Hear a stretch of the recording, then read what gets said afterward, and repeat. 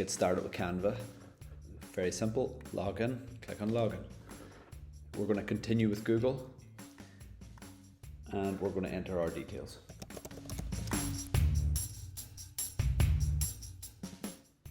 Once we get logged in, we're presented with the home screen. Now it's a pretty busy screen, so just to give you a quick overview. Up here along the top bar, we're not overly interested in these, but you can have a look through them if you wish.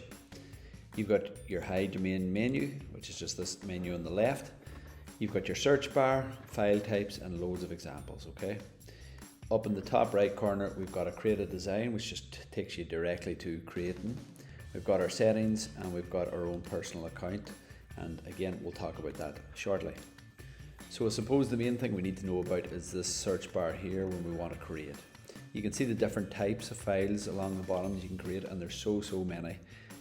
Everything from websites, videos, social media posts, presentations, which we would know as slides or PowerPoints, documents, whiteboards, and so on. And of course, everything in between. There's flyers, infographics. And as we click through these, we can see the different file types and the different examples. Of course, you can specifically search for something if you're really looking for it, like a timetable or a timeline and so on. And I would definitely advise you to maybe click through them more, look at infographics, for example, and you'll see them popping up now. And like some of the infographics are really cool.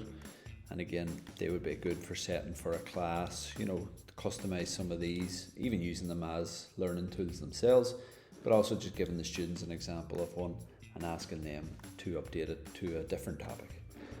So that's the infographics. Just going back to the home page here.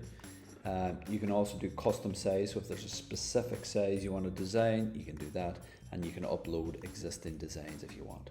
So this page is really the crux of the thing and getting started. For you, it's just the suggestions that maybe in the past or whatever that you might have used, and it'll show you some of the ones that you've previously opened and edited.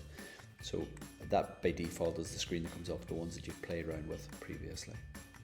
On the left hand side, we've got Magic Studio, which is a new feature. I'll talk about that in one of the later videos. Projects is an important one. So this is going to show you, okay, so it shows you not only your classwork that you may have with classes, you can see it creates folders. And again, I'll talk about classes in a later video, but also your own projects that maybe you're working on personally that aren't shared. They're just maybe designs and little videos that you're working on yourself before you release them. Just go back home. You've got your templates, which I was talking about, brands, apps, classwork. Now classwork is one that we're going to be paying attention to in later videos, and you can see there about an assignment from Bill Gates, and he signed it in, and I'm a teacher, and that's great. And just going home again, clicking on the Canva link, you can see all my classes have little stars beside them, so they're all the groups I've set up at the moment.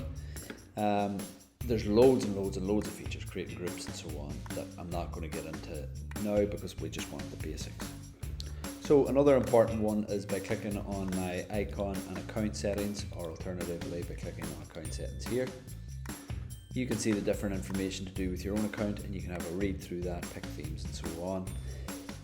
All your security options, privacy and so on are there. And then you've got people, classes and so on down the left. Now a lot of these you may not have, but you should have classes, for example. Some of these are just because I set up the system. And again, there's my classes, and we'll go into how to create a class and set that up and invite people in another video.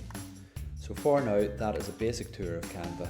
I would strongly advise you to get in, give it a go and have a look around.